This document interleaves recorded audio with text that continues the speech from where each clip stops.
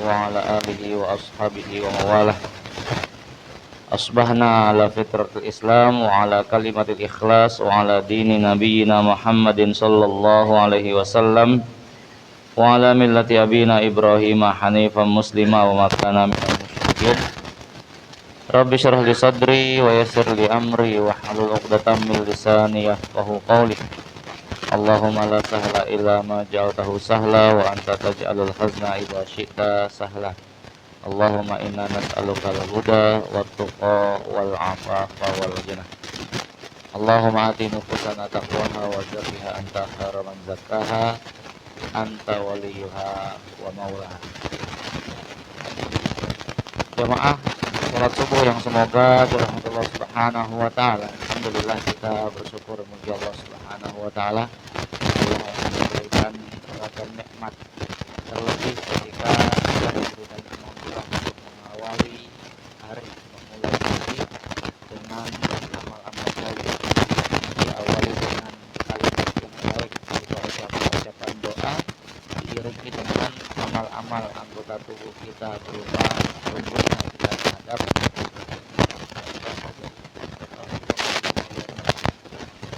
kemudian kita lakukan berangkat dari nikmat iman kemudian kita dimudahkan melakukan apapun yang Allah berikan dalam cara kehidupan kita.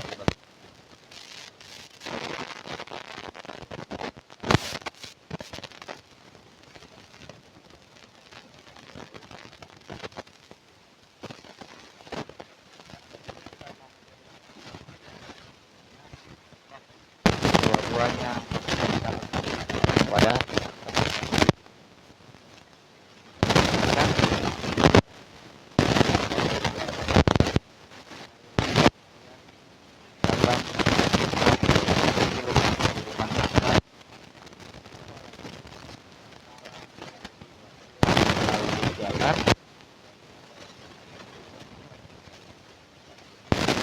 maka masing-masing kita Allah berikan ada yang mau Allah berikan kepada kita yang sifatnya harus kita syukur dan nikmat, kemudian dengan rasa syukur itu menghantarkan kita mendapatkan jannah, atau sebaliknya ada yang Allah berikan dalam bentuk ujian, musibah, maka sikap kesabaran menghantarkan pada jamaah salat subuh yang semoga dirahmati Allah Subhanahu wa taala. Pagi ini kita berbicara tentang tadabbur kisah nabawi, ya. Beragam kisah-kisah di mana di antara cara terbaik pembelajaran itu adalah dengan cara berkisah, ya. Di samping berkisah ini sesuatu yang bersifat fleksibel, dianya punya daya tarik tersendiri. Maka kita dapatkan Quran pun itu banyak isinya tentang kisah-kisah orang lampau, di mana bukan hanya sekedar dia sebagai kisah yang menarik untuk disampaikan, namun setiap kisah tersebut pasti memiliki hikmah dan ibrah. Yang Allah inginkan dari ketika Allah berkisah terhadap kita di dalam Al-Quran, maka kemudian perintah ujungnya adalah fa'tabiru ya ulil absar, fa'tabiru ya ulil albab, ya. Ambillah itibar, ambillah pelajaran wahai orang-orang yang masih punya akal sehat. Ini terkhusus bagi mereka yang masih punya akal sehat. Yang akalnya sudah rusak, nggak mungkin bisa ngambil petuah. Maka Quran itu dia akan menjadi petunjuk bagi mereka yang mau membuka hatinya untuk mau menerima hidayah Allah Subhanahu wa taala. Memang Allah Subhanahu wa taala yang memberikan hidayah kepada seseorang, akan tetapi Allah juga memberikan kemampuan kepada orang untuk menjadi penghantar atas hidayah tersebut. Maka saling bersinergi antara keinginan orang itu dengan apa yang dia dapatkan dari penjelasan, bayan-bayan beragam materi, sehingga bisa menghantarkan kepada hidayah. Yang terpenting adalah terbukanya hati seseorang. Sama seperti seseorang ketika dia hendak mencari ilmu, maka hal yang paling pertama yang kemudian harus dia lakukan adalah mengosongkan isi gelas terlebih dahulu, agar supaya kemudian ilmu yang dia dapat, ilmu baru yang didapat itu masuk. Kalau gelasnya masih penuh, Biar doang ada, nggak bakal masuk ya. Orang kayak misalnya belajar ragam ilmu, belajar apa namanya, perbedaan mazhab, namun kemudian di dalam hatinya masih masang pagar dia mazhabnya tertentu, maka mazhab yang lain nggak akan pernah kemudian bisa dia pahami. Kenapa? Karena gelasnya itu masih penuh. Ketika kita pengen belajar ilmu, bersihkan hati kita dari ragam macam niatan-niatan yang menyimpang, niatan yang keliru, niscaya ilmu itu akan menjadi Allah. Baik jamaah salat subuh yang semoga dari Allah Subhanahu wa taala, sebuah kisah datang dari Nabi sallallahu alaihi wasallam dalam sebuah hadis riwayat Abu Hurairah radhiyallahu anhu ya. Beliau kemudian menyebutkan,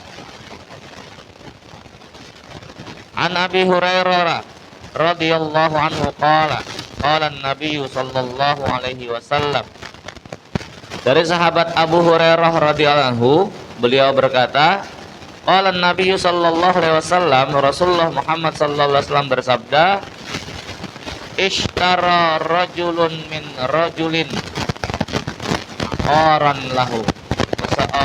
Seseorang membeli sebidang tanah dari orang lain ya, dari saudaranya.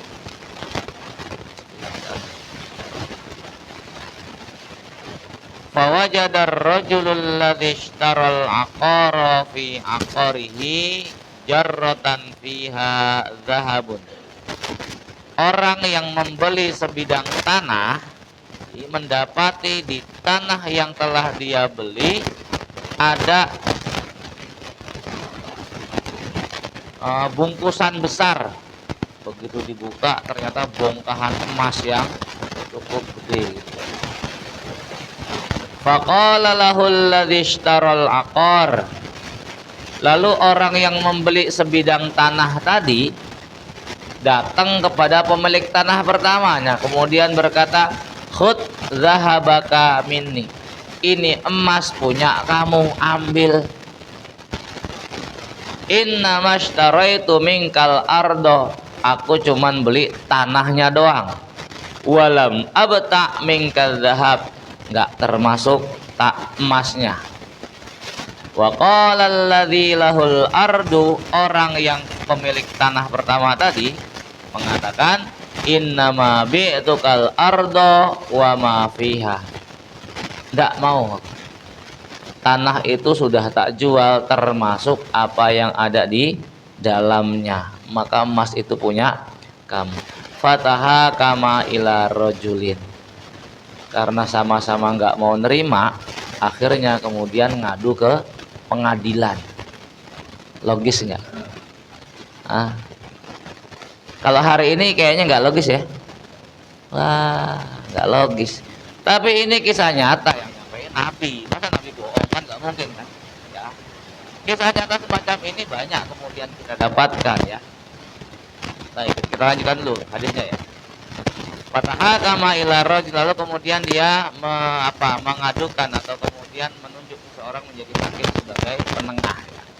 Faqala alladzi tahakama ilaihi, maka orang yang kemudian menghakimi tadi, lantas orang yang dijadikan sebagai hakim tadi berkata kepada keduanya, alakuma waladun, apakah kalian berdua punya anak? Qala ahaduhuma, salah satunya kemudian berkata, li gulamun, ya, aku punya anak laki-laki. Qala al-akharu li jariyatun, aku punya anak perempuan. Qala ankihul gulamal jariyah, maka si hakim tadi kemudian mengatakan, nikahkanlah anak laki-lakimu dengan anak perempuannya. Wa anfiqu ala anfusihima minhu wa tasaddaqa, lalu kemudian nafkahi dan bersedekahlah mereka dari mereka berdua dari emas tersebut. Jamaah salat subuh yang semoga dirahmati Subhanahu wa taala, ini kisah dua orang yang sama-sama memiliki sikap warok ya. Sikap warok itu sikap kehati-hatian terhadap sesuatu yang menurutnya masih berstatus syubhat ya. Lantaran sikap warok inilah kemudian Allah menghantarkan keduanya kepada sesuatu yang jauh lebih baik, hingga kemudian keduanya justru malah jadi besanan ya. sebuah kisah yang tadi kalau kita tarik dengan kondisi zaman kita hari ini itu kok kayak cuman dongeng doang. Karena memang faktanya begitu zaman kita hidup sekarang. Tapi kisah ini nyata di masa orang-orang itu betul-betul hatinya dipenuhi dengan rasa cukup oleh Allah Subhanahu wa taala. Sehingga dia tidak merasa butuh terhadap apa yang dimiliki orang lain. Hari ini nyaris kita dapatkan orang-orang itu hatinya memang dihilangkan rasa cukup itu oleh Allah Subhanahu wa taala. Sehingga jangan lagi yang itu miliknya, yang bukan miliknya saja diaku-aku jadi miliknya. Secara status syariat, emas itu milik siapa coba? Milik si pemilik tanah atau yang membeli tanah? Hah? Yang beli tanah sah saja lah, udah dibeli. Sekalipun nggak ada akad saya jual tanah beserta isinya, nggak ada akad kayak gitu. Jual tanah saja. Cuman ketika kemudian status perpindahan sudah jadi, ya sudah. Semua tanah itu batasan-batasannya dari tanah sampai terus ke bawah dalam umpama digali, kemudian sampai langit ketujuh tingginya, gitu ya. Itu jadi hak si pemilik tanah, ya. Akan tapi inilah sikap warok yang kemudian menghantarkan keduanya pada ridho Allah Subhanahu wa taala. Padahal sekali lagi secara status itu emas menjadi milik si pembeli tanah. Ketika pengen dikembalikan ternyata pemilik tanahnya juga nggak mau, ya. Masya Allah, ya. Menarik sudah kisahnya ini. Dan banyak hikmah di balik kisah ini. Baik, jamaah semoga dirahmati Allah Subhanahu wa taala. Ini salah satu sikap terbaik berlomba dalam kebaikan, ya. Sikap warok, sikap yang ditunjukkan oleh rata-rata kebanyakan oleh para a'immah, ya, para ulama-ulama salaf kita, di mana mereka mengambil sikap warok dalam bentuk kehati-hatian supaya tidak masuk dalam sesuatu yang kemudian bersifat syubhat apalagi haram, ya. Dan rata-rata ulama-ulama kita itu bersikap warok dari sesuatu yang bersifat mubah, boleh statusnya, ya. Cuman kemudian menghindari khawatir menjadi tidak boleh. Seperti kisah Imam Ahmad bin Hanbal rahimahullah ta'ala, di mana pernah beliau meninggalkan makan daging kambing selama 2 tahun. Lantaran apa? Tersebar berita ada seekor kambing milik pengembala hilang. Berita beredar ada seekor kambing milik pengembala hilang. Imam Ahmad bin Hanbal nggak mau makan daging kambing 2 tahun. Kenapa? Gek khawatir jangan-jangan kambing yang tak beli itu kambing yang hilang itu. Ya, dia menahan diri untuk kemudian makan daging kambing 2 tahun. Kalau 2 tahun lewat, kemungkinan ternyata itu kambing yang hilang kan kecil banget gitu kan. Padahal logikanya kan kita nggak dituntut untuk sampai sedemikian detailnya namanya. Yang penting itu kambing disembelih, yang nyembelih orang Islam, ya nggak perlu kemudian diteliti sampai detail-detail banget kayak begitulah, ya. Tapi inilah sikap Imam Ahmad bin Hanbal. Di satu sisi beliau juga sebagai imamnya Ahlus Sunnah, ya, maka sikap beliau ini juga kemudian menjadi contoh bagi kaum muslimin yang lain, ya. Bukan berarti kemudian kita juga harus kayak begitu, nggak bakal kuat lah kita lah, ya, nggak bakal kuat kita. Ya, cuma itu merupakan contoh bagaimana ulama-ulama kita bersikap warok terhadap sesuatu yang pada dasarnya itu adalah boleh, namun khawatir mereka kemudian masuk atau kemudian terjerembab pada sesuatu yang menjadi tidak boleh.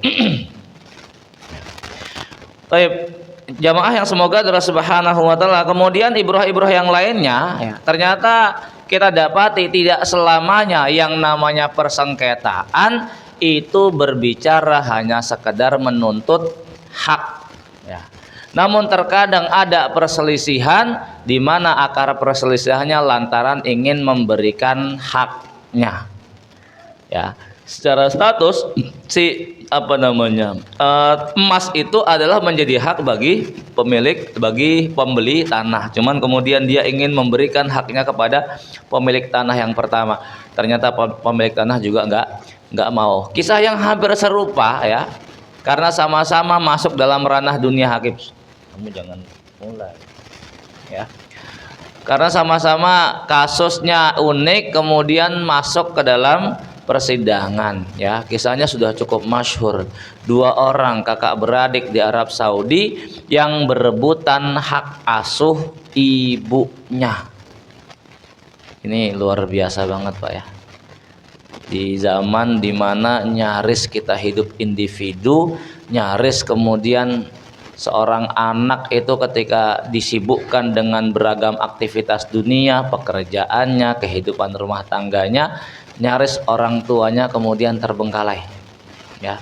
Namun ternyata Allah menghadirkan kisah nyata yang menjadikan sang hakim ini betul-betul nangis menyaksikan tersebut, melihat betapa beruntungnya sang ibu memiliki dua orang putra yang berlomba ingin memberikan baktinya kepada sang ibu ya. Dimana sang ibu ini dia tinggal cukup lama bersama sang sang kakaknya, anak pertamanya itu kan, anak pertamanya tinggal cukup lama ya, bertahun-tahun tinggal bersama putra pertamanya, sampai kemudian adiknya datang nuntut supaya kemudian sang ibu tinggal bersama dirinya karena abangnya sudah kelamaan tinggal sama ibunya. Masa ente mulu yang dapat pahala, anda juga pengen dong dapat pahala ya. Abangnya kemudian, oh nggak bisa, ibu harus dengan saya. Saling ngotot untuk memiliki hak merawat ibunya yang sudah renta. Akhirnya masuk ke hakim. Masya Allah ya. Akhirnya masuk ke hakim.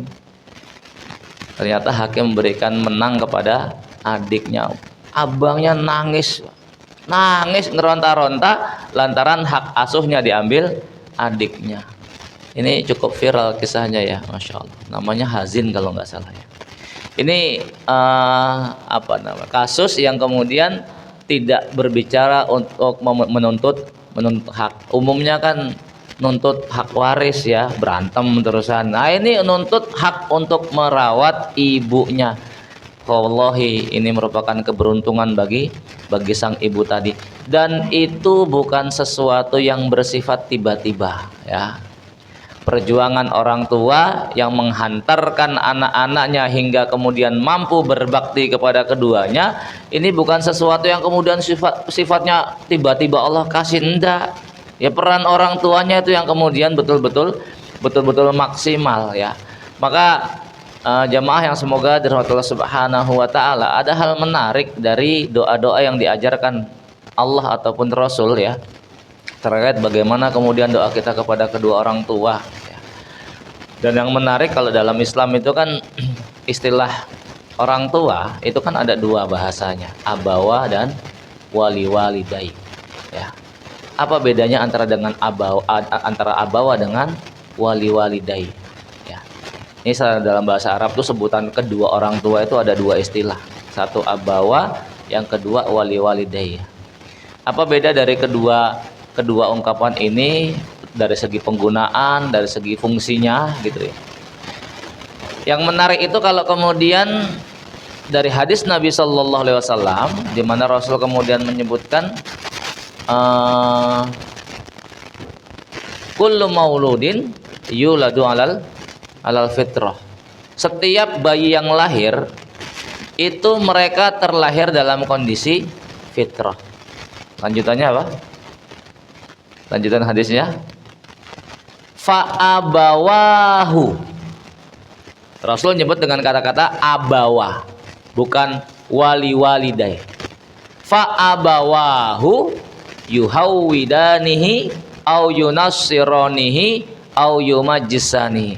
Maka kedua bapak ibunya yang merubah pola fikir itu, dia akan menjadi Yahudi, Nasrani ataupun Majusi ya. Sebaliknya, menariknya, ketika kemudian berbicara mendoakan kedua orang tua, maka lihat bagaimana Allah Subhanahu wa taala mengajarkan dalam ayatnya, bahkan di 3 tempat ya. Dan ini juga doanya para nabi ya. Kalimatnya kita sudah masyhur, Rabbighfirli wali walidayya, bukan wali abawayya, bukan ya. Wali walidayya. Rabbighfirli wali walidayya warhamhuma kama rabbayana shighara ya. ya Allah ampunilah dosaku dan dosa kedua ibu bapakku. Sayangilah mereka seperti mereka menyayangiku waktu kecil. Ini kalau dikupas menarik sebetulnya. Kenapa ada ungkapan sayangi mereka seperti mereka menyayangiku waktu kecil ya. Kenapa berbeda penggunaannya antara abawa dengan walidayah? Kenapa dalam hadis itu disebutkan setiap bayi terlahir dalam keadaan fitrah, kedua bapak ibunya. Jadi kalau terjemahan gampangnya abawayya itu terjemahannya bapak ibu, wali walidayya ibu bapak gitu. Ibunya dulu didahulukan, kalau abawa bapaknya dulu didahulukan. Kenapa terkait kemudian perubahan pola pikir seseorang itu Rasul menyebutkan bapaknya terlebih dahulu baru kemudian ibunya. Sementara ketika kemudian sang anak berdoa punya kesolehan, Allah nyebutnya ibunya dulu baru kemudian bapaknya. Beban pendidikan itu ada pada bapak. Ya. Ada pada bapak beban pendidikan itu. Maka ketika seorang anak dia kemudian rusak, seorang anak dia kemudian banyak melakukan pelanggaran, yang kena dosanya pertama kali itu bapaknya. Yang punya tanggung jawab pertama kali itu bapaknya, bukan ibunya, ya. Karena tanggung jawab pendidikan itu ada di sang bapak, ya. Loh kan al ummahatu madrasatul ula gitu ya. Ibu itu kan madrasah pertama, Tat. Kenapa kemudian beban pendidikan ada di bapak? Ibu memang madrasah, cuman kan madrasah itu kan lembaga pendidikan, ya. Tempatnya sekolah. Yang namanya madrasah itu pasti punya kepala sekolah toh. Nah, bapaknya itu kepala sekolah seharusnya. Tapi ternyata banyak para bapak nggak jadi kepala sekolah, jadinya cuman penjaga sekolah, ya, yang hanya buka gerbang pintu, bunyiin bel istirahat, bel masuk gitu toh, yang nggak ngerti kemudian kurikulum, ya. Nah ini kemudian banyak keliru. Maka tadi kembali kepada hadis ketika disebut abawa, beban, ya, beban dosa ketika seorang anak itu menyimpang, maka bapaknya terlebih dahulu yang bakal terkena tanggung jawabnya. Nah, sebaliknya ketika seorang anak itu solih, manut, nurut, bakti, yang dapat pahala duluan ibunya, ya. Wah enak ya jadi perempuan ya. Rabbighfirli wali walidayya, ya. Kalau anak itu solih, memohonkan ampun kepada Allah untuk kedua orang tuanya, yang kemudian kecipratan doanya terlebih dahulu itu sang ibu baru bapak, ya. Warhamhuma kama rabbayani shaghira. Kasihanilah mereka, sayangilah mereka seperti mereka menyayang kami di waktu kecil. Coba hikmahnya apa? Ada kalimat semacam itu. Kasihanilah mereka seperti mereka mengasihani kami, menyayangi kami di waktu kecil. Ingat ya, kalimatnya di waktu kecil, dibatasi dengan waktu kecil, nggak sampai dewasa. Kama rabbayani shaghira. Yang namanya waktu kecil itu ya usia-usia kayak gini nih, ya, balita gitu ya, usia-usia TK. Kenapa kemudian kita minta kepada Allah agar menyayangi keduanya, termasuk menyayangi kita sebagaimana orang tua kita menyayangi kita di waktu kita kecil. Yang namanya orang tua ngelihat bocah segede gini, ya, mau melakukan kayak apapun, ya, mecahin piring lah, apa segala macam, marah ya marah, tapi kan ya namanya bocah gitu. Itu yang kita minta dari Allah, ya. Ya namanya bocah, dimarahin tetap aja rasa sayangnya lebih besar daripada sikap amarahnya gitu. Sekalipun rumah itu mau jadi kapal pecah kayak apa, kalau dengan bocah macam kayak gini kan nggak mungkin yang namanya orang tua terus murkanya sebagaimana kita murka dengan orang yang sudah dewasa kan gitu ya. Sikap toleransi kita terhadap kenakalan bocah semacam kayak gini itu tetap jauh lebih tinggi dibanding amarah kita terhadap mereka. Itu yang kita minta dari Allah Subhanahu wa taala. Artinya ketika Allah melihat kita berbuat salah, ketika Allah kemudian melihat kita berbuat apa ya, sesuatu yang khilaf, ya, harapannya Allah memaafkan kita, ya. sebagaimana orang tua kita memaafkan kesalahan kita ketika kita masih kecil melakukan sebuah pelanggaran, ya. Kama rabbayani shaghira. Baik jamaah yang semoga dari Subhanahu wa taala, ya. Kita kembali ke ibrah hikmah tadi, ya. Dimana dalam kisah itu sekali lagi ternyata tidak semua perseteruan itu berkaitan dengan saling menuntut hak, namun ternyata ini saling memberikan haknya, ya. Masya Allah.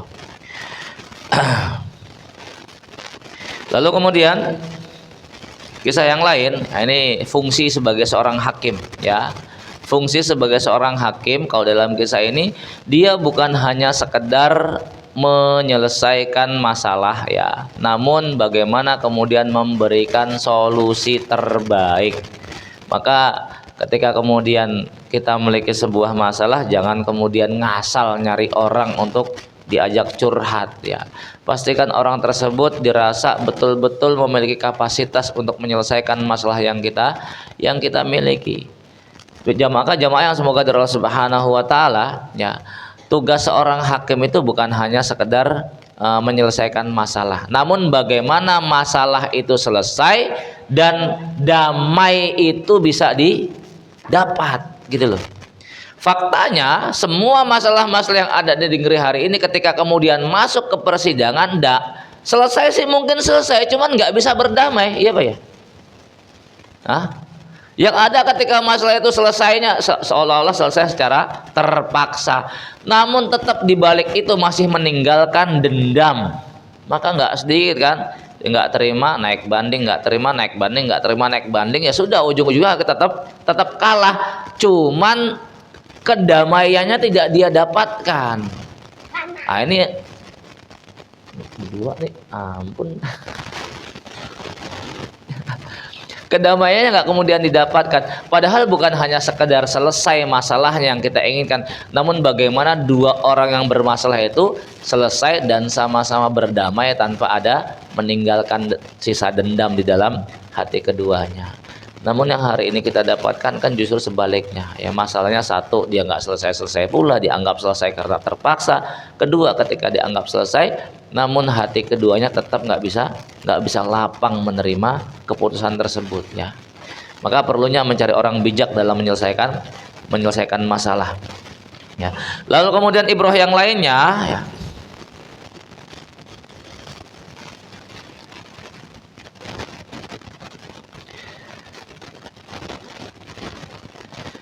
Dalam kisah tersebut juga menunjukkan adanya perintah atau syariat isar.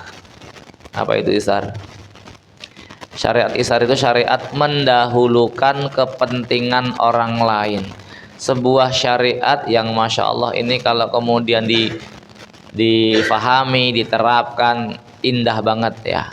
Cuman kayaknya kalau hari ini hanya bayang-bayang lah, ya. Tapi kalau kemudian kita melihat bagaimana realita para sahabat menerapkan hal ini menjadi sesuatu yang luar biasa indah. Isar mendahulukan kepentingan orang lain dibanding kepentingan diri kita. Sebuah gambaran indah di mana Allah Subhanahu wa taala memberikan sanjungan kepada orang-orang Ansor lantaran sikap semacam ini, ya. Wa yu'siruna ala anfusihim walau kana bihim khasasah. Dalam surat Al-Hasyr, ya, Al-Hasyr ayat 11 itu Allah menyebutkan bagaimana karakternya orang-orang Ansor, di mana rasa cinta mereka terhadap orang-orang yang berhijrah dari Mekah menuju negerinya itu kecintaannya luar biasa, hingga kemudian wa yu'siruna ala anfusihim, mereka lebih mendahulukan kepentingan saudaranya atas diri mereka, walau kana bihim khasasah, sekalipun mereka juga sama-sama membutuhkan. Jamaah yang semoga dari Allah Subhanahu wa taala, sebagai catatan, isar ini hanya berlaku dalam urusan dunia, ya. Dalam urusan ibadah nggak boleh isar. Kita kan kebalik masalahnya. Urusan ibadah, monggo, kamu aja sop satu itu kosong, sop depannya kosong, malah kemudian silakan. Kebalik kalau kemudian untuk urusan akhirat duluan. Tapi untuk urusan ibadah, untuk urusan dunia, baru kemudian dibuat isyarat. Ini kan kita kebalik. Yang namanya antri sembako tuh nggak ada yang mau antri belakangan, Pak. Ya, coba Jumat ceria kan, maunya kan duluan semua kan. Nggak ada kemudian kamu aja dulu, nggak kebagian dia nanti. Ya semuanya pengen saya duluan, gitu kan? Ya, sebuah praktek yang berbeda yang kemudian terjadi di masa para sahabat ridwanullah alaihim. Urusan akhirat mereka lomba-lombanya luar biasa, bahkan kalau kemudian harus diundi. Urusan dunia, yes, duluanlah sanalah, gitu loh ya. Kondisi hari ini tadi kita katakan di awal, banyak hati-hati kita yang memang Allah hilangkan rasa cukup gitu, sehingga berapapun banyaknya harta dunia yang Allah berikan kepada kita, nggak pernah merasa cukup dengan dunia tersebut, karena memang hilang rasa cukup itu. Ya, beda dengan para sahabat yang memang sudah Allah berikan rasa cukup sehingga tidak membutuhkan apa yang ada di tangan manusia. Ya. Wa yu'siruna ala anfusihim walau kana bihim khassasah. Lalu kemudian ya,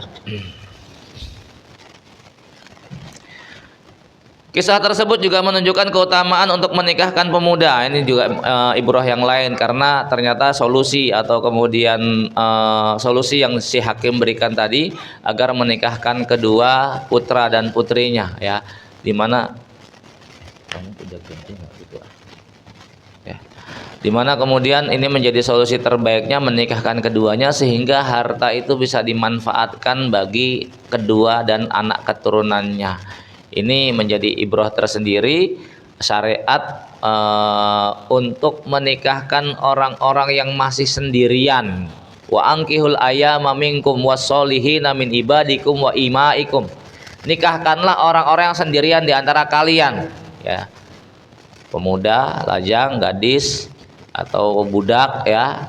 Nih DKM mana, cari itu anggota DKM yang masih lajang-lajang, ya. Iyyakum minkum fuqaraa. Kalau kemudian di antara kalian ada yang miskin, maka Allah yang bakal mengkayakannya, ya. Ini janji Allah Subhanahu wa taala. Maka Umar bin Khattab kemudian juga pernah berkomentar, aku tuh merasa heran dengan bujang-bujang itu loh. Kenapa mereka nggak mencari kekayaan dengan jalur menikah? Kan Allah bilang kalau kemudian fakir, Allah yang bakal mengkayakan dengan cara itu. Maka jamaah yang semoga Allah Subhanahu wa taala, Islam memiliki aturan tersendiri. Dalam hadis Rasul menyebutkan faktor seorang laki-laki menikahi seorang wanita itu salah satu dari 4 hal. Tungkahul mar'ah li arba.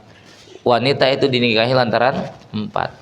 1, li jamaliha, faktor paras, ayu, cantik, ya. Yang kedua, walima liha, faktor duit, banda, harta, ya. Yang ketiga, walinasa biha, faktor keturunan. Yang keempat, walidiniha, faktor agama. Dari keempat alasan laki-laki menikahi wanita, Rasul hanya memberikan rekomendasi yang terakhir, agama, ya. Ya. Kalau kamu nikahi faktor agamanya, maka kamu bakal beruntung. Kenapa? Karena Allah tidak menciptakan, Allah tidak menjadikan rasa cinta itu langgeng pada fisik. Karena fisik itu bersifat sementara, ya. Ganteng tampan itu nggak awet, ya. Ganteng itu 20-30 tahun nanti hilang itu gantengnya. Justru sebaliknya yang jelek itu malah awet, ya. Orang sekalipun mudanya ganteng, tuanya jelek, ya. Hilang kan gantengnya. Tapi kalau mudanya jelek, makin tua makin awet, makanya gitu loh, ya. Maka jawabnya semoga Allah Subhanahu wa taala, Allah tidak menjadikan rasa cinta itu langgeng pada fisik, gitu ya. Sehingga ya, kalau kemudian ngacu ke kajiannya Ustaz Abu Fatih, ya, beda ujian orang yang menikah di 10 tahun pertama, 10 tahun kedua, 10 tahun itu beda-beda. 10 tahun pertama mungkin masih perkara fisik, ya, karena di awal-awal umumnya ngelihat faktor fisik, kan begitu. Nanti sudah masuk di tahun ke-11 pernikahan, sudah beda lagi, itu ujiannya bukan fisik sudah lewat itu, ya. Lebih kepada pesona jiwa. Maka semakin tua, semakin dewasa, semakin memahami, ini akan semakin muncul rasa cinta seseorang terhadap pasangan hidupnya, kan begitu. Cuman ketika kemudian semakin tua tambah semakin bawel. Maka coba lihat pasangan-pasangan selingkuh, ya. Pasangan-pasangan yang selingkuh coba. Itu kalau mau jujur, gandengin teman selingkuhannya dengan istri sahnya, coba digandengin. Lebih cakep istri sahnya ketimbang selingkuhannya. Iya, Bay. Ya. Iya juga sih, sekalipun nggak semuanya gitu. Cuman kalau kemudian mau dibilang jujur, lebih cakep istri sahnya dibanding dengan teman selingkuhannya. Pertanyaannya, kenapa kalau kemudian punya istri cakep, justru dia malah selingkuh yang lebih jelek? Kenapa sih, Pak? Contoh ya, ikon kecantikan tahun 80-an. Siapa ikon kecantikan? Ikon wanita kecantikan ya, wanita tercantik di dunia tahun 80-an siapa ikonnya? Hah? Itu wanita terseksi kayaknya, Pak. Wanita tercantik ya, era tahun 80-an. Yang kematiannya menyedot perhatian dunia, 2,5 miliar manusia tersedot perhatiannya lantaran kematiannya. Ya.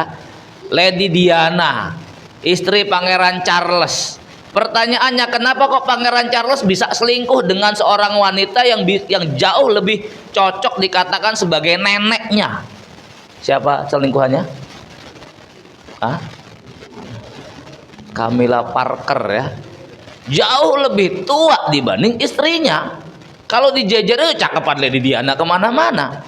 Pertanyaannya, kenapa kok Pangeran Charles milih selingkuh dengan Camilla Parker padahal istri Lady Diana itu cakep, ikon kecantikan gitu. Ya antum bisa bayangkan Kak, manusia mati kok perhatian dunia 2,5 miliar penduduk dunia kesedot perhatiannya gitu loh. Ya, Masya Allah. Itu nggak main-main gitu loh. Maka kan muncul beragam pertanyaan, kok bisa gitu loh Pangeran Charles selingkuh dengan orang yang jauh lebih tua dari dirinya, kemudian lebih jelek daripada istrinya. Cuman kan singkat jawabannya ketika ditanya kok bisa. Jawaban Pangeran Charles, aku lebih bisa bicara dengan Camilla Parker dibanding dengan Lady Diana. Lady Diana itu memang cakep, dia hanya cocok buat diajak ke tempat pesta. Namun begitu pula nggak ada obrolan yang menarik buat dibahas. Apa enaknya kemudian di rumah berdua sama boneka gagu. Maka orang kalau kemudian yang nyari teman curhat ke klub-klub gitu karena ketemu sama bartendernya, itu kan cuma pengen nyari teman ngobrol. Kenapa di rumah dia nggak bisa ngobrol? Punya istri diajak ngobrol nggak nyambung, diajak ngobrol semen nggak, ngomongnya bawang mulu gitu kan, nggak nyambung gitu kan ya. Ini salah satu sebenarnya kesalahan suami. Kenapa? Terkadang para suami dia ilmunya naik terus, tapi dia kemudian tidak meningkatkan kualitas ilmu istrinya, sehingga ketika ngobrol nggak nyambung. Maka bagaimana dalam kehidupan rumah tangga nggak cuma suaminya doang yang naik kelas, tapi istrinya juga kudu naik kelas ya, supaya nyambung terus pembicaraannya ya. Maka nggak sedikit loh Pak ya, nggak sedikit dalam kehidupan rumah tangga muslim khususnya ya. Kita nggak bicara rumah tangga yang kafir lah ya, enggak. Rumah tangga muslim khususnya, nggak sedikit seorang suami itu nggak bisa ngobrol sama istrinya, sebagaimana nggak sedikit pula istri nggak bisa ngobrol sama suaminya. Di rumah yang ada kaku, gagu gitu, nggak ada komunikasi ya. Ya komunikasi cuman adanya urusannya perintah doang gitu kan ya. Tapi nggak ada komunikasi yang ringan, yang hangat, yang menarik untuk dibahas. Kalau nggak ada yang menarik dibahas, udah jam 10 tidur itu. Tapi beda kalau kemudian kok selalu ada topik hangat yang dibahas, mau sampai jam 12, jam 1 bisa ngobrol terus itu. Ya. Kalau yang nggak punya pasangan mah ngobrol sama siapa dia ya. Baik jamaah yang semoga Allah Subhanahu wa taala ya. Nah, lanjutkan ya.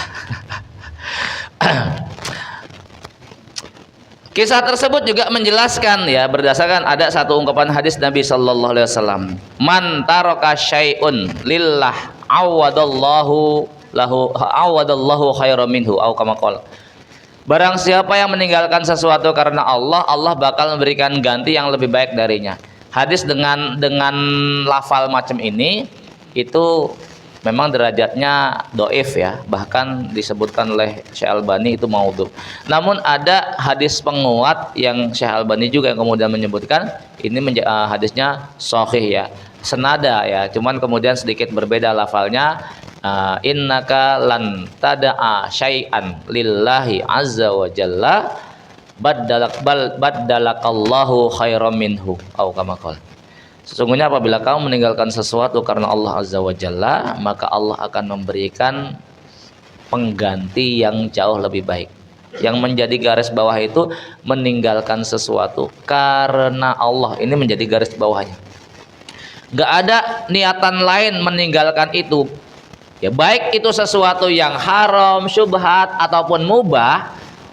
Meninggalkan perkara itu tujuannya hanya satu, karena Allah Subhanahu wa taala, faktornya hanya satu itu ya, maka Allah bakal memberikan ganti yang jauh lebih baik ya.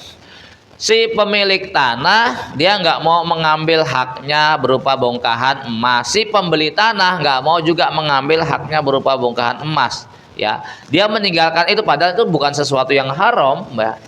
Kalau dikatakan syubhat juga nggak syubhat sebetulnya, itu sesuatu yang mubah-mubah saja, cuman kemudian masing-masing tidak kemudian menuntut haknya, bahkan ingin memberikan haknya, ditinggalkan itu semua lantaran faktor kewaroannya ya. Artinya dia meninggalkan itu karena Allah Subhanahu wa taala, maka ternyata Allah berikan ganti yang lebih baik, keduanya malah jadi saudara besanan ya, malah jadi sama-sama bisa bersinergi.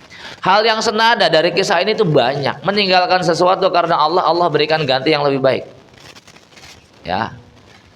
Kalau dalam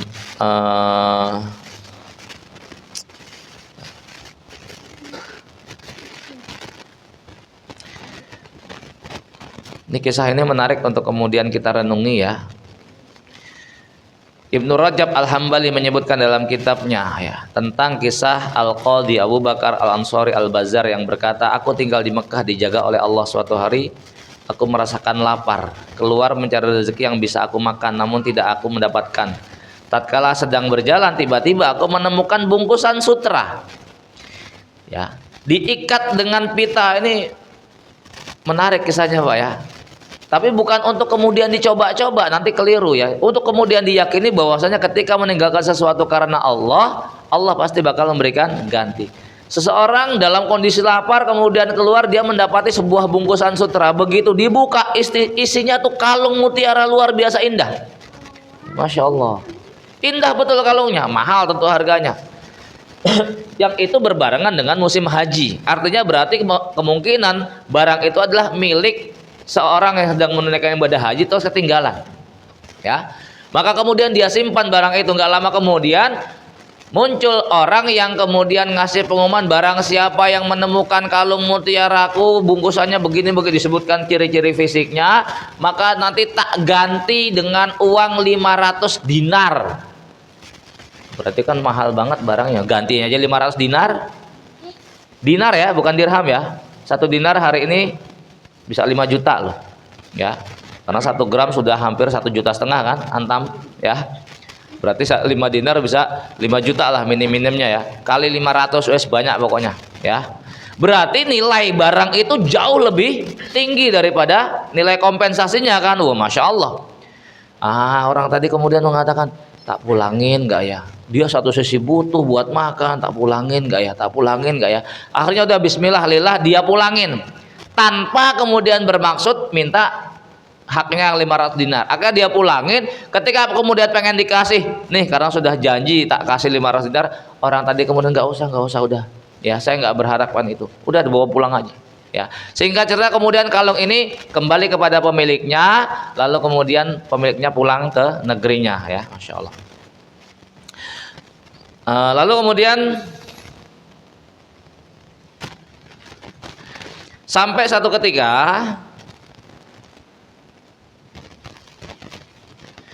aku memutuskan keluar dari Mekah dan mengarungi lautan dengan kapal tua bersama segolongan orang di tengah-tengah laut. Kapal itu kemudian diterpa ombak badai hingga kemudian hancur, dan ternyata Allah menyelamatkanku terdampar di sebuah pulau ya.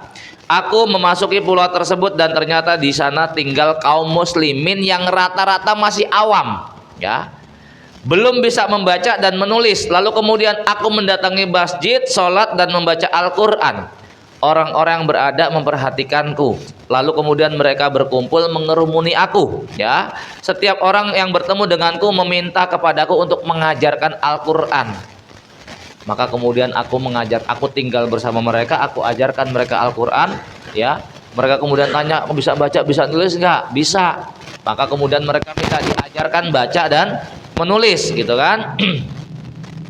Lalu kemudian aku mengajari mereka, aku pun hidup bersama mereka, tinggal bersama mereka, dan banyak sekali faedah dari kegiatan yang aku lakukan hingga mereka ingin agar aku tetap tinggal bersama mereka. Mereka berkata, di tengah kami ada seorang gadis yatim yang baik dan kaya. Kami ingin Anda menikahinya dan tetap tinggal bersama kami di pulau ini. Awalnya aku menolak, ya. Ini nolaknya betul-betul nolak loh ya, bukan eto-eto loh Pak ya. Betul-betul nolak ya. Namun mereka terus memujukku hingga aku pun menyanggupinya. Mereka mengadakan walimah untukku, dan kala aku bertemu dengan gadis tersebut, aku lihat kalung mutiara yang dulu tak temukan ternyata gantung di leher sang gadis. Tak liatin terus kalung itu, gumun aku. Sampai kemudian orang-orang mengatakan, kok kamu malah ngeliatin kalungnya doang, bukan ngeliatin orangnya, gitu kan ya. Itu menyakiti hati si gadisnya, gitu loh ya. Akhirnya bukan itu masalahnya, aku punya kisah dengan kalung itu. Maka diceritakanlah kisah itu. Satu ketika aku nemu kalung ini begini segala macam, sampai kemudian tak kembalikan kepada pemiliknya. Ketika cerita sudah selesai, semua penduduk pulau itu kemudian bertakbir, bertasbih, bertahmid. Masya Allah. Aku bingung sendiri, kata dia. Kenapa kemudian malah bertakbir? Akhirnya diceritakan, gadis itu orang tua pemilik kalung itu adalah orang tua daripada gadis itu. Cuman kemudian dia meninggal dunia. Sebelum meninggal dia cerita tentang orang yang menemukan kalung itu. Kemudian dia bernazar pengen banget menikahkan putrinya dengan si penemu kalungnya, tapi orang itu sudah keburu meninggal dunia. Ya. Ternyata doanya dikabulin sama Allah, ya kamu juga yang akhirnya ketemu. Lihat Pak ya. Tapi ingat, kisah semacam ini bukan buat dicoba-coba Pak ya. Ya, bukan buat dicoba-coba, tapi diyakini ya. Hal senada juga, ini nggak jauh dari kita ya. Seorang pelajar di Suriah. Ya, Suriah kita tahu kondisi saat itu kondisi perang, otomatis kelaparan banyak melanda. Seorang pelajar ini juga sama, dia nggak dapat makanan sampai 3 hari, nggak dapat makan, laparnya luar biasa, sampai kemudian dia nekat untuk kemudian masuk ke sebuah rumah, ya, nyari makanan.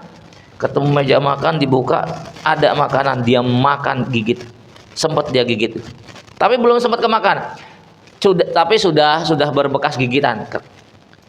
Lalu kemudian akal sehatnya kembali normal. Dia mengatakan, dulu aku ini seorang pelajar, kenapa kok kemudian nekat makan sesuatu yang bukan menjadi hakku, sesuatu yang haram. Belum sempat masuk ke dalam perut, baru kemudian kegigit sedikit doang. Lalu kemudian kesadarannya pulih, dia kembalikan itu makanannya. Lalu kemudian dia keluar, segera hadir ke majelis ilmunya Syekh Salim saat itu yang kemudian sedang mengajar. Ya, selesai kajian, selesai taklim, kemudian Syekh Salim manggil dia, wahai fulan, tanya, kamu sudah nikah belum? Belum ya Syekh. Terus kamu mau nikah nggak? Diem aja. Kamu mau nikah nggak? Ya Syekh, gimana saya mau nikah sementara buat makan sehari-hari aja saya susah. Gimana cara saya mau nikah kalau kemudian buat ekonomi harian aja belum teratasi. Ini ada seorang gadis, ini ada seorang janda ya. Kalau di sini janda nih kisahnya ya. Suaminya sudah lama meninggal, dia hanya tinggal bersama pamannya yang sudah sepuh ya. Dia seorang janda ya. Kalau memang kamu bersedia, kamu tak nikahkan sama dia ya. Ya, nggak usah pikir panjang lah ya. Udah terimalah ya. Terima. Ketika sudah, Syekh Salim yang kemudian menikahkan ya. Ketika kemudian sudah selesai sah suami istri, ya istri kemudian mengatakan, Mas, lapar loh Mas, mau makan nggak Mas? Ya udah 3 hari gak makan, lapar lah ya. Ya, dibawa, dituntun ke rumahnya. Perjalanan dari majelis ilmunya ke rumah si wanita ini itu bikin dak dikduk pemuda ini. Ke rumah ini, begitu buka pintunya masuk rumah, ya istrinya itu kemudian buka tutup makanannya, kaget loh, ini siapa yang masuk rumah saya, kenapa makanannya ada bekas gigitan gitu kan. Si laki-laki ini kemudian dia nangis cerita, ya Allah ya Rob, loh kenapa mas, ini makanan ya, pisang lah kita sebut ya, ini pisang ya, itu beberapa menit yang lalu haram saya makan. Sekarang nggak cuma pisangnya doang yang halal, yang masak juga halal buat saya. Tapi ingat ya, bukan buat dicoba-coba. Jangan kemudian ngetes masuk rumah janda digetok duluan nanti ya. Jangan ya. Kisah ini nyata adanya, pernah terjadi, bukan cuma dongeng.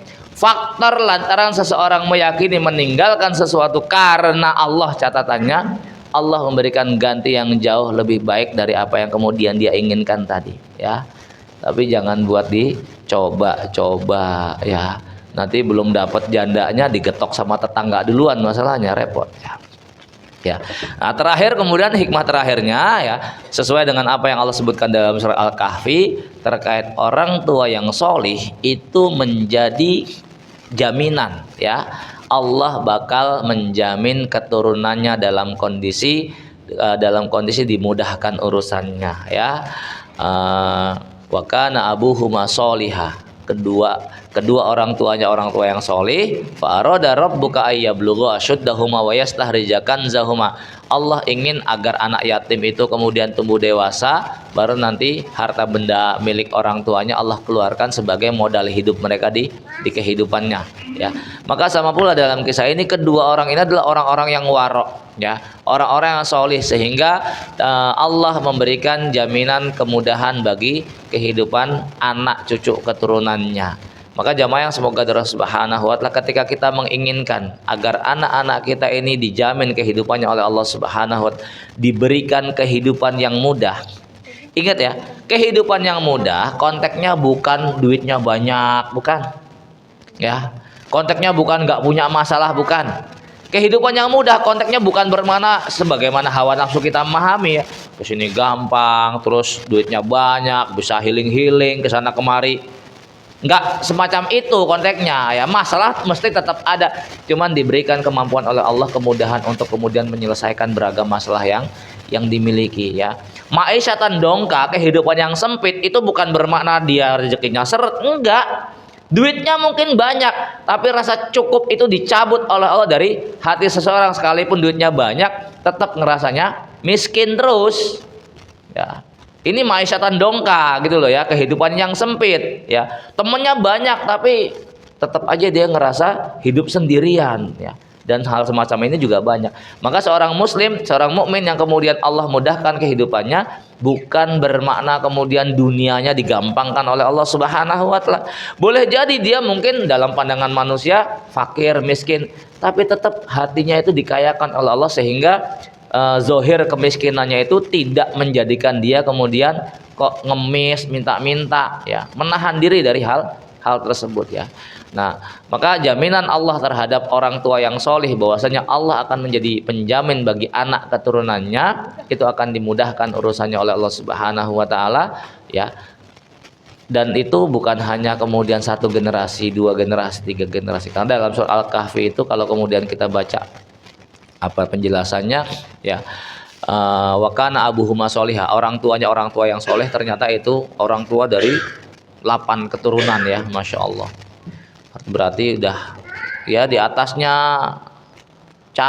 kalau 8 keturunan apa sebutannya itu ya, rata-rata kan kita maksimal keturunan ke-7 kan ya, 7 turunan gitu kan, kekayaannya nggak habis-habis, ternyata keturunan ke-8 sisa-sisanya doang ya.